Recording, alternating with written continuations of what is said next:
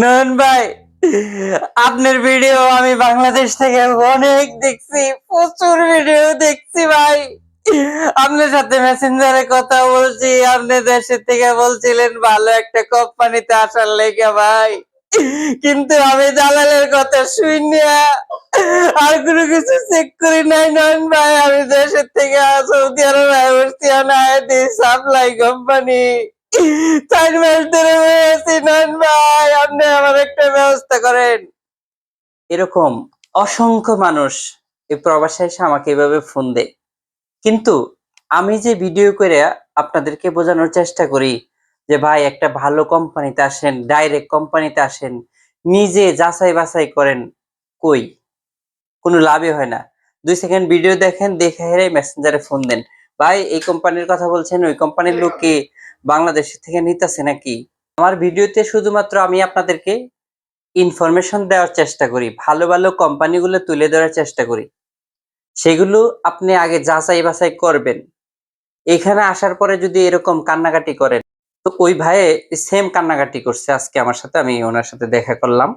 তো যাই হোক, এরকম প্রতিদিন একজন দুইজন এইভাবেই ফোন করে বলে যে ভাই আপনি যে পরামর্শ দেন এটা একেবারে সুন্দর একটা পরামর্শ, মানুষের জন্য উপকারে আসবে।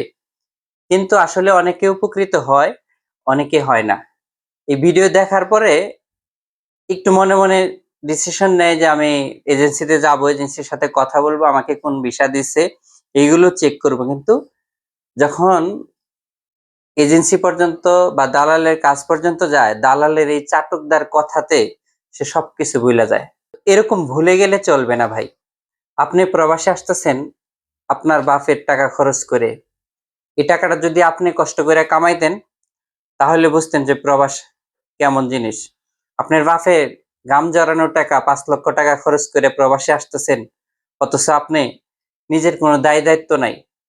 হয়তো আপনার বৃদ্ধ বাবা আপনাকে ধার দেনা করে আপনাকে টাকাটা দিছে, ম্যানেজ করে দিছে।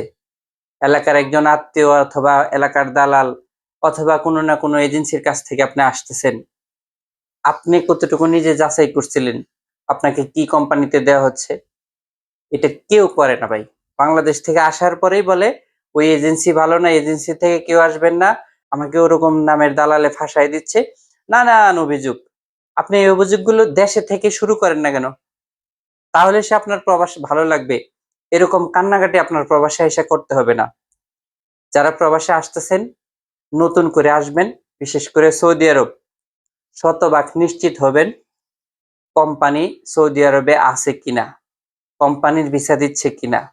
যারা ফ্রি ভিসায় আসতেছেন তাদের কথা আলাদা, ফ্রি বলতে কোনো ভিসা নাই, তারপরেও যারা ওরকম ভিসায় আসতেছেন এটা একেবারে ভিন্ন। কিন্তু যারা কোম্পানির ভিসায় আসতেছেন, দালাল ধরে বা এজেন্সির মাধ্যমে আসতেছেন, এজেন্সি ছাড়া তো আসা সম্ভব না। তো আপনি আগে যাচাই বাছাই করবেন যে কোম্পানিতে আপনাকে ভিসা দিবে, ওই কোম্পানিতে এজেন্সি আগে কয়জন লোক পাঠাইছে, ওই ভিসাগুলো নিয়ে চেক করবেন। এরকম আমার মতো আরো অনেকেই সৌদি আরব থেকে ভিডিও তৈরি করে, এদের কাছে দিলেও এরা চেক করে দিবে। তো যারা আসতেছেন শুভকামনা রইল আপনাদের জন্য, ভালোভাবে যাচাই বাছাই করে তারপরে প্রবাসে আসবেন। তো ভালো থাকবেন, ভিডিওটা বেশি করে শেয়ার করে দিবেন।